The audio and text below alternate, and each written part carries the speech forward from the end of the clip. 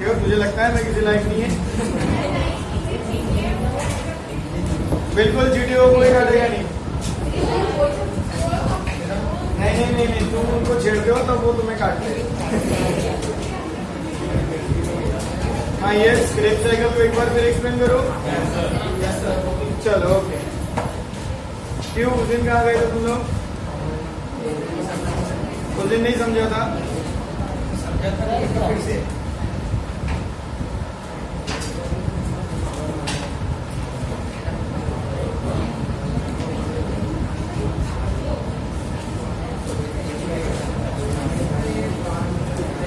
अच्छा ऐसा कोई है जो उस दिन था नहीं और आज है, लास्ट क्लास में नहीं था फ्राइडे के दिन,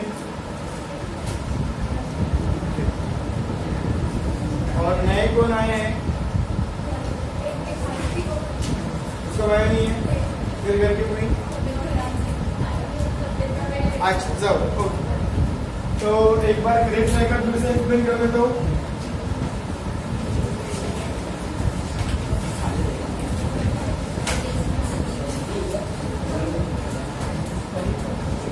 वंस मोर जैसा बताओ कि पूरा शो फिर से बताओ?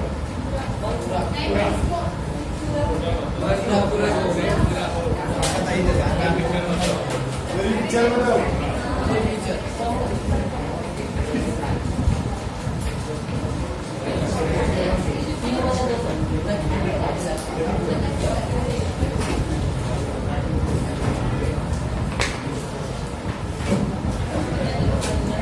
चलो ध्यान दो जरिया, ये शुरू है। वीडियो चालू है। चलो याद रखना। फिर से एक बार हम लोगों ने, अगर आपको पता होगा तो एरोबिक रेस्पिरेशन पढ़ना शुरू किए थे, बरोबर है? इस एरोबिक रेस्पिरेशन में क्या होता है? Aerobic respiration involves stepwise breakdown of organic food material, that is C6, H12O6, glucose or in the presence of oxygen, so as to develop biochemical form of energy created ADP with the release of simple byproduct 6CO2 plus 6H2O। बराबर है? इसमें सबसे पहले इस glucose और fructose का breakdown हुआ था और उसे नाम दिया गया था ग्लाइकोलिसिस, बरोबर? इस ग्लाइकोलिसिस को हम लोगों ने कहा था ईएमपी पाथवे। कारण इसके सारे डिटेल हमें किसी ने बताया था, तो वो थे महान खतरनाक embedded development partners. According to the EMP ये ग्लाइकोलिसिस दो फेजेस में खत्म हुआ था, फेज 1 और दूसरा बताइए था फेज 2। फेज 1 को हम लोगों ने नाम दिया था प्रिपरेटरी फेज, याद है क्या आप लोगों को? या फिर इसी को नाम दिया गया था क्लीवेज। और दूसरा जो था ये था ऑक्सीडेटिव फेज, ऑक्सीडेटिव या फिर और पे ऑफ फेज। और इस ऑक्सीडेटिव और पे ऑफ फेज में हमें जो प्रोडक्ट मिला था, इन ऑक्सीडेटिव एंड पे ऑफ फेज में प्रोडक्ट मिला था, ये ध्यान में रखेंगे, वो है 2 NADH2 प्लस मिला था 2 ATP। इस ऑक्सीडेटिव फेज में हम लोगों ने 2 ATP जो प्रिपरेटरी फेज में यूज किया था उसको वापस कर दिया, बरोबर? देन उसके बाद ग्लाइकोलिसिस के बाद जो स्टेप हुआ था वो था हमारे पास oxidative decarboxylation. And in oxidative decarboxylation हमारे पास जो प्रोडक्ट आया था वो थे 2 मॉलिक्यूल ऑफ NADH2, बरोबर है? अच्छा, इस ऑक्सीडेटिव डीकार्बोक्सिलेशन का जो लास्ट प्रोडक्ट था क्या ये था हमारे पास 2 molecule of acetyl coenzyme A, which is a 2 carbon compound. और ये एसिडिक कोएंजाइम A एंटर करता है मैट्रिक्स ऑफ माइटोकॉन्ड्रिया, और यहाँ शुरू होता है हमारा नया फेज, दैट इज कौन सा फेज शुरू हुआ था यहाँ पे? अरे यहाँ शुरू हुआ था फेज साइकिल, बरोबर है। और इस क्रेब साइकिल में रिमेनिंग सारा एनर्जी हमें रिटर्न मिला था।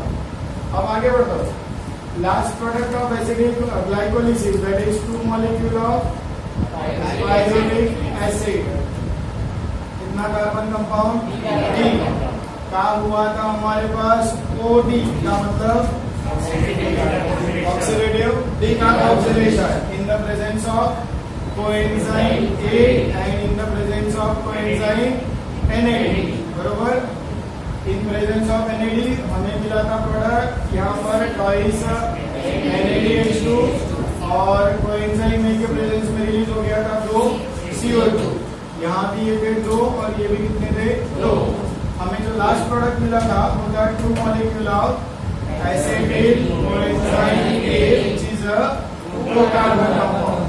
अब अगर आपको याद होगा तो ये मैट्रिक्स में एंटर हुआ है, मैट्रिक्स ऑफ माइटोकॉन्ड्रिया, और उस मैट्रिक्स ऑफ माइटोकॉन्ड्रिया में 4 carbon compound oxalo acetic acid के साथ मिलकर इसने पिया था पानी, और दोनों का हुआ था कंडेंसेशन।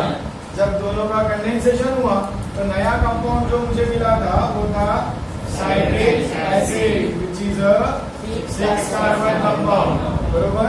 अगर आपको पता होगा तो वो जो साइट्रिक एसिड है उनका एसिड साइट्रिक एसिड के पास प्रेजेंट है 3 कार्बोक्सिलिक ग्रुप, ये वजह से इसे नाम दिया था ट्राई कार्बोक्सिलिक एसिड साइकिल दिया था, या शॉर्टकट में कहा था TCA साइकिल। पहला कंपाउंड यहाँ बना था साइट्रिक एसिड, इसलिए one more name is the citric acid cycle, और शॉर्टकट में कहो तो CA साइकिल, बरोबर है। इसके सारे डिटेल हमें बताया था सर हांस क्रेग ने। ये सिर्फ मैंने उधर ऊपर लिखे थे, आज नीचे लाया सर हांस क्रेग ने बताया, इसलिए इसको नाम दिया गया था क्रेग साइकिल, बरोबर है। अब वो जो साइट्रिक एसिड है वो citric acid due to isomerisation, ये citric acid is converted to isocitric acid, लेकिन ये आइसोसाइट्रिक एसिड में कन्वर्ट होने के पहले इसका होगा यहाँ पर डिहाइड्रेशन। क्या होगा? डिहाइड्रेशन, मतलब वाटर होगा लॉस, वाटर लॉस हो जाएगा तो ये बनाएगा हमारे पास 6 aconitic acid which is a 6 carbon compound. Carbon की वैलेंसी को फर्क पड़ा नहीं। अब ये 6 एक्वोनोटिक एसिड का होगा हाइड्रेशन, शायद अगर तुम्हें पता होगा तो इसके एंजाइम भी लिखे थे हम लोगों ने, देखो ना वहाँ हाइड्रेट्स लिखे होंगे, या फिर प्रोसेस का नाम लिखा होगा डिहाइड्रेशन एंड हाइड्रेशन लिखा था। अब इन दोनों का जो आइसोसाइट्रिक एसिड बना इसका ऑक्सीडेशन होगा। क्या होगा यहाँ पे? ऑक्सीडेशन। अगर ऑक्सीडेशन हुआ तो वहां से H2 रिलीज होगा, ये H2 कंबाइन होगा किसके साथ? NAD के साथ, और ये कंबाइन हो जाएगा NADH2, बरोबर। अब मेरे को यहाँ अगर NADH2 मिल रहा है मतलब मुझे कौन मिला? एनर्जी। अरे मिला क्या? अब ये आइसोसाइट्रिक एसिड का कन्वर्शन होगा oxalo sulphonic acid which is also 6 carbon compound. यहाँ तक कार्बन की वैलेंसी को कोई भी फर्क पड़ा नहीं। अब होगा यहाँ पर डिकार्बोक्सिलेशन। ये जो डिकार्बोक्सिलेशन होगा तो यहाँ से रिलीज हो जाएगा CO2। ये 6 कार्बन में से 1 कार्बन गया, मतलब मुझे मिलेगा 5 कार्बन कंपाउंड। नाम है उसका alpha keto glutaric acid. You know only 5 carbon compound present in the matrix of mitochondria, अकेला। इसके सिवा और कोई भी यहाँ पर 3, 5, 9, 7 कार्बन कंपाउंड है नहीं। और ये भी इंटरमीडिएट कंपाउंड है सर, मैं ना लिखूं तो भी चलेगा, लेकिन अगर नहीं लिखूंगा तो 4 से 6 से डायरेक्टली 4 पे आऊंगा तो वैसे भी हमारे कंफ्यूज है, हम डबल हो जाएंगे। क्या? कंफ्यूज। Okay good. चलो ये अल्फा कीटो ग्लूटारिक एसिड क्या होगा यहाँ पर? अभी फिर से OD मतलब ऑक्सीडेटिव डिकार्बोक्सिलेशन। ये होगा sir in the presence of coenzyme A। You know coenzyme A is a catalytic agent neither being reacted nor destroyed. यहाँ था, यहाँ भी आ गया, यहाँ से और आगे भी आएगा क्या? और एट द सेम टाइम यहाँ से रिलीज हो जाएगा CO2 एंड अगर ऑक्सीडेशन हुआ तो यहाँ से रिलीज हो जाएगा NADH2। बरोबर। अब ये जो NADH2 यहाँ पर रिलीज हुआ, आगे मेरे पास कौन रिलीज हुआ? एनर्जी हुआ। अच्छा यहाँ देखो, ये ऑक्सैलोसैक्सिनिक एसिड कितना कार्बन कंपाउंड? एक CO2 में कितना बचा? इसका भी डीकार्बोक्सिलेशन हुआ तो 5 में से गया तो कौन बचेगा? 4। तो वो मेरे पास रहेगा, वो रहेगा succinyl coenzyme A which is a 4 carbon compound. बरोबर। और ये सक्सिनिल कोएंजाइम A जो है, अब यहाँ एनर्जी बन गए इसलिए बेचारा थक गया। क्या हो गया वो? अब ये पिएगा यहाँ पर पानी, और अगर ये पानी पिएगा तो यहाँ से रिलीज करेगा फॉस्फेट ग्रुप, वो कंबाइन होगा GDP के साथ। ये बताया था कि GDP मोनोसिन डाइफॉस्फेट में एक फॉस्फेट ग्रुप ऐड हुआ तो ये बन जाएगा। But GDP is relatively unstable as compare to the ATP। ये GDP का स्प्लिट अप होगा, ये अपने पास से फॉस्फेट ग्रुप छोड़ देगा, उसे कंबाइन करेगा ADP और ये बनाएगा ATP, जो हमारे बॉडी में यूज होगा एज अ मेटाबॉलिकल या फिजियोलॉजिकल या बायोकेमिकल फॉर्म ऑफ एनर्जी। अब ये जो यहाँ पर ATP बन गया, सक्सिनिक कोएंजाइम का कन्वर्जन हो जाएगा, ये बनाएगा succinic acid which is a 4 carbon compound. Charge कैसा आया पता चला नहीं है? पक्का पता चला। अब ये सक्सिनिक कोएंजाइम का होगा ऑक्सीडेशन, लेकिन यहाँ से जो H2 रिलीज होगा ना, उसके पास इतना एनर्जी नहीं है कि वो NAD के साथ कंबाइन हो सके। मामा जो पानी लोरी सुना लोरी सुना देगा, 2 कनपट्टी मारा कि तू खुद ही रोएगा। चलो आगे। तो ये H2 कंबाइन होगा किसके साथ? FAD के साथ। हमारे पास कौन बनेगा? FADH2। और ये जो FADH2 बनने के बाद अब हमारे पास नया कंपाउंड आएगा, दैट इज फ्यूमेरिक एसिड। अच्छा ये फ्यूमेरिक एसिड का जुड़वा भाई है, नाम है उसका मैलिक एसिड। क्या नाम है उसका? Malic acid. ये लेकिन यहाँ पर साथ में एक बार पी लेगा, उसका हो जाएगा हाइड्रेशन। अब हाइड्रेशन हो गया, मैलिक एसिड हुआ, मैलिक एसिड का फाइनली लास्ट टाइम होगा ऑक्सीडेशन, पानी पिया, एनर्जी आ गया। अब यहाँ से जो H2 रिलीज होगा उसके पास भी एनर्जी है, तो वो कंबाइन होगा किसके साथ? NAD। मेरे पास फिर से कौन बन गया? NADH2। और नेक्स्ट कंपाउंड जो मिला हुआ है oxaloacetic acid which is reavailable for fixation of acidic coenzyme A and Krebs cycle continues. बरोबर।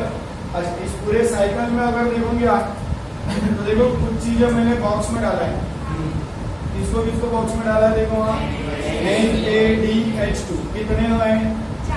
कहाँ 4 है? है ना? FADH2 कितने हैं? 1। यहाँ एक और चीज को ब्रैकेट में डाल देता हुआ है ATP कितने हैं मेरे पास? 1। आपको अगर दिख रहा होगा तो ये एसिडिक कोएंजाइम में कितने थे? 2। हम लोगों ने आगे कितने बढ़ाए? 1 बढ़ाया, मतलब ये साइकिल कितने बार रिपीट होगा? 2 बार। ये सब कितने से मल्टीप्लाई हो जाएंगे?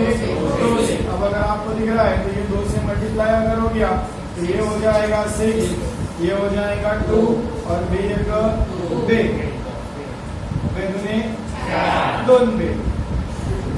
4 भी हो सकता। अब अगर तुम्हें पता होगा तो 180 is equal to 80, तो ये टोटल हो जाएगा 18 ATP होगा क्या? 1 FAD is equal to 280, ये हो जाएगा 4 ATP होगा। देन इसके बाद 2 ATP is equal to 280, तो ये मेरे पास टोटल हो जाएंगे 24 ATP। एक मिनट, मैंने एनर्जी काउंट यहाँ से किया है, यहाँ से किया नहीं, यहाँ से अगर करोगा तो ये मेरे पास 30 हो जाएगा। कैसे 30 होंगे? कारण यहाँ पर कितने मेरी H2 है? 2। 1 is equivalent to 3, तो हो जाएगा ये 6, तो ये 6, वो 6 ATP प्लस ये 24 ATP प्लस ये ग्लाइकोलिसिस के यहाँ में लिख देता हूँ ना सर, क्या कंफ्यूज करना है, is equal to the 2 ATP, तो ये भी 8 ATP, ये 20 और ये 8 ATP, कहाँ से आए रुको, ये किसका है, साइकिल, ये ऑक्सीडेटिव डिकार्बोक्सिलेशन का और ये ग्लाइकोलिसिस का है। टोटल अगर देखेंगे तो ये हो गया मेरे पास which is the product of aerobic बरोबर। एक और प्रोडक्ट है सिंपल बाय प्रोडक्ट, जिसका नाम है CO2। मेरे तरफ मत देखो, मैं कार्बन है क्या काला, इसका मतलब कार्बन है, उनको ऊपर देखो HCO2। अब वो 6 CO2 जो है उसमें से रहेंगे 2 CO2 बरोबर, ये 1 CO2 और ये 1 CO2, लेकिन ये क्रेब्स साइकिल 2 बार मल्टीप्लाई होगा, मतलब ये जो मेरे पास 2 CO2 है इस मल्टीप्लाइड बाय 2, तो ये हो जाएंगे 4 CO2, अरे होंगे ये 4 और ये 2, टोटल हो गए मेरे पास ये 6 CO2 आया the product of aerobic respiration. एक बार फिर से, अब अगर मेरे को यहाँ देखना है वाटर मॉलिक्यूल, तो देखो यहाँ मैंने पानी कितने बार किया है, 1 2 3 और ये 4 किया है, रिपीट हो जाएगा 2 से, डबल आऊंगा ना मैं तुम्हारे घर, अब डबल आ गया तो 4 बार, एक बार में 4 ग्लास किया, तो 2 बार में कितने बार हो गए, 8, मतलब मैंने तुम्हारे घर से कितना पानी पिया, 8, लेकिन एक बार मैं आके 2 ग्लास पानी वापस कर, 2 कैसा ये भी बता दो। ये देखो ये एक बार आया तो 1 ग्लास वापस दिया, दूसरी बार आया तो दूसरा ग्लास वापस दिया, मतलब यहाँ से माइनस कितने हो जाएंगे, 2, ये मैंने आपके यहाँ से पिया है और ये मैंने किया है बरोबर। अब फिर भी अगर मैंने हिसाब लगाया जाए, झगड़ा हो गया, अब ना तूने मुझे पानी दे लगा तो वापस तो झगड़े में बात निकल गई, तो फिर भी मेरे पे कितना पानी उड़ा है तुम्हारा, 6 ग्लास, तो ये 6 ग्लास पानी हम लोगों को वापस करना है इन ATS, that is electron transport system बरोबर, जो आज हमारा आना चाहिए था, लेकिन मेरे ख्याल से ये एक बार पढ़ लिए तो शायद आप नहीं भूलेंगे। वन मोर टाइम पूछ लो, किसी को एनी डाउट एनी क्वेरीज तो पूछ लो सर, इसको मैं पूरा मिटा के एक बार फिर से एक्सप्लेन कर सकता हूँ, पूछो क्यों, अरे मुझे आता है बरोबर है, तुम्हें आता है क्या, इसलिए तुम्हारे लिए एक बार फिर एक्सप्लेन कर सकता हूँ, ठीक है। चेक करो सर, पहले लिखने से पहले नोट करना है, आज मैं एक बार वापस पढ़ा सकता है तो तुमको एक बार वापस फिर से नोट करना ही पड़ेगा। समझ, तुम सोचोगे कि मास्टर ने गड़बड़ कर लिया, आप तो हमारे पास है ये ऐसा चालू ना बरोबर। ग्वानोसिन डाइफॉस्फेट, इसका नाम देखो, ये GDP is the guanosine diphosphate, GDP is the guanosine diphosphate. बेटा बाहर जाना, disturbance in the digestive tract, no, तुम बाहर क्या देख रहे हैं, चलो चेक करो, एनी डाउट, कल फिर से कोई नहीं बोलेगा सर कि नहीं समझा, ठीक है। अच्छा, ये स्टेप हम लोगों ने आइसोमराइजेशन का बुक में नहीं लिखा है, अरे मिटा देना, नहीं समझा तो अब समझा। हाइड्रेशन डिहाइड्रेशन, इसका डिहाइड्रेशन हुआ इस एसिडिक एसिड, हाइड्रेशन हुआ आइसोटोनिक,